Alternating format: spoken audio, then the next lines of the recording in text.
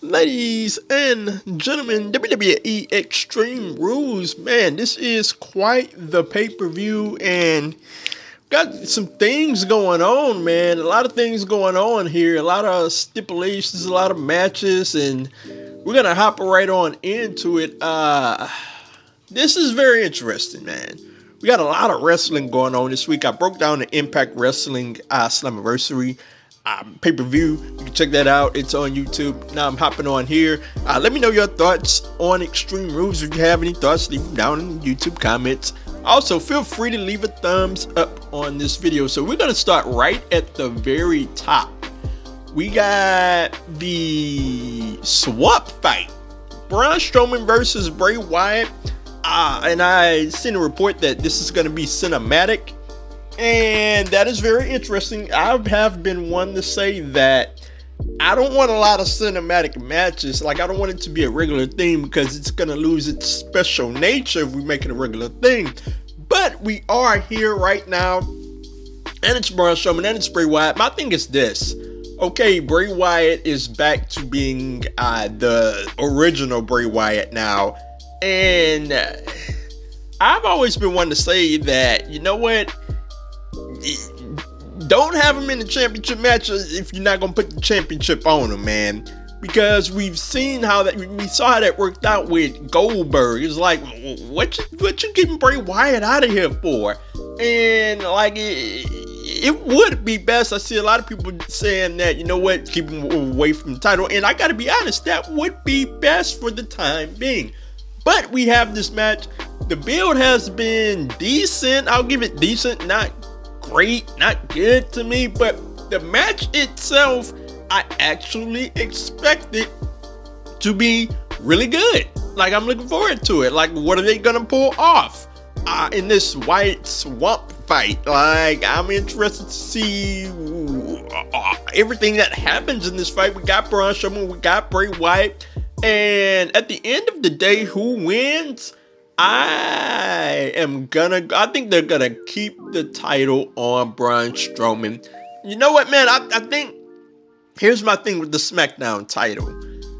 It just feels like it's in a holding pattern until Roman Reigns gets back. That's it. That's just what it feels like. And Braun Strowman is just he's not a transitional champion, but it just seems like they're gonna hold it on him until Roman Reigns decides to come back, whenever that is. So Braun Strowman picks up the victory here in the swamp fight. Moving on, we got Drew McIntyre versus Dolph Ziggler, and there was supposed to be a stipulation being picked, and now, you know what, we didn't hear a stipulation, and I'm like, okay, man, maybe you should have put out the stipulation to kind of build up the pay-per-view. That's just my opinion, but what this should be is an excellent matchup. The build itself, like, here's where I'm at. I can't get into Dolph Ziggler being a credible WWE Championship contender, not because of his ability, because the dude can go inside the ring, but the way he's booked overall, that's why I can't buy him. So I can't really buy into this matchup. I can't really buy into the build. Overall, the matchup should be fantastic. I think they're gonna tear the house down, and it's a sneaky match. Well, not even sneaky. It's a match of the night candidate. So obviously, Drew McIntyre is winning this match here. That's the result. It's not even in question. Drew McIntyre defeats Dolph Ziggler in what should be an excellent matchup. Moving on. Here's my actual match of what I think is going to be the match of the night. We got the Raw Women's Championship on the line. Asuka versus Sasha Banks. Man, Sasha Banks is just on an incredible roll. In my opinion, the MVP for WWE right now, the MVP of the pandemic era, that's just me for WWE. She has been doing some great things, and has been doing some great things with Bayley as well. Asuka, the Raw Women's Champion. I've actually really liked this build. We just had a fantastic matchup with the Kabuki Warriors versus Sasha Banks and Bayley on Raw. One of the better Raw main events we've seen in, man, a good while, months. And like this match itself, Asuka and Sasha Banks has incredible chemistry. And you know what, man? I wouldn't be mad if this was the main event. Like, if I'm being totally honest, I hope it's the main event. That's how much I'm looking forward to this matchup. So, at the end of the day, look, man, Sasha Banks is on another brand on SmackDown, and Asuka is gonna get the win here. Asuka needs the win here. Sasha Banks, like, I think they're holding off. Eventually, we're gonna get that turn on Bayley, and we'll get that feud set up. I don't want to see it anytime soon. That's my opinion. But Asuka gets the win here in what will be a bananas match. I guarantee it. Match of the night. Moving on, we got the SmackDown Women's Championship on the line. Bayley versus Nikki Cross. This has been an interesting build. I've liked everything going on with Bayley. Like, at first, I gotta admit that the heel run just did not resonate with me. But lately, the things that she's been doing with Sasha Banks, I really bought into her reign now, and I'm really enjoying it now. And she has been, much like Sasha Banks, has been doing some incredible things. Nikki Cross, very talented inside the ring. Look, man, she has been a good foil to Bayley, and I expect another great match from the women here.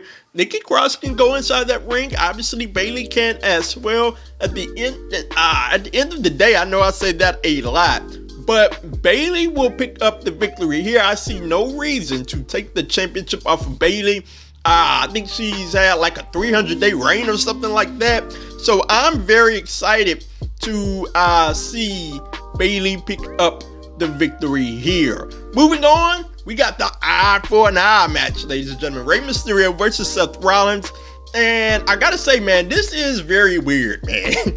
An eye for an eye match. When I heard it, I was like, okay, I guess. Like, at this point, man, don't stop at an eye for an eye. Look, man, let's get an arm for an arm, a knee for a knee, a funny bone for a funny bone. Let's just keep going. Let's just keep going until they are crawling on the ground, until we have a double retirement segment with Seth Rollins and Rey Mysterio, because they are no more. Like, let's just keep going, man. I would look at the end of the day, I want one of them to look like John Moxley. Let's just have two eye patches. Just have them in the ring that Monday night. That's where I'm at with this match. Apparently, you have to gouge out the opponent's eye to win this match. Clearly, there'll be CGI effects going on, but this is the darndest match, the darndest stipulation. Blood and guts. Remember, Vince McMahon didn't like all the blood and guts, but we about to see something. About to see somebody eye gouged out, and we better see the eye patch on Monday night. Who wins the match? I am going to go with, this is a tricky one of the hardest ones of the night, but I am going to go with Seth Rollins to win the match. Lost the matchup on Raw. I think he's going to come back, and poor Rey Mysterio is just going to have an eye patch over his eye. Seth Rollins wins there. Moving on to the final matchup of the night, Apollo Crews versus MVP for that brand new, shiny, great United States Championship. This is gonna be a really good matchup. One that I'm looking forward to. The build has been modest at best. Although I really like Apollo Crews as United States Champion, I really feel like, you know what, he needs to get going. He needs credible challenges. That's what he needs. And MVP is decent as a challenger, but he really needs to win this match and move on. And like, I'm ready to see Apollo Crews versus Bobby Lashley for the United States Championship. At the end of the day, it's going to be a decent match. Apollo Crews picks up the victory here, and we'll see how it goes with Bobby Lashley. So that is it for the Extreme Rules Horror Show breakdown. Let me know your thoughts, whether that's on YouTube or Twitter at 2SweetPod. That's the number 2SweetPod, and at OMG Corey B.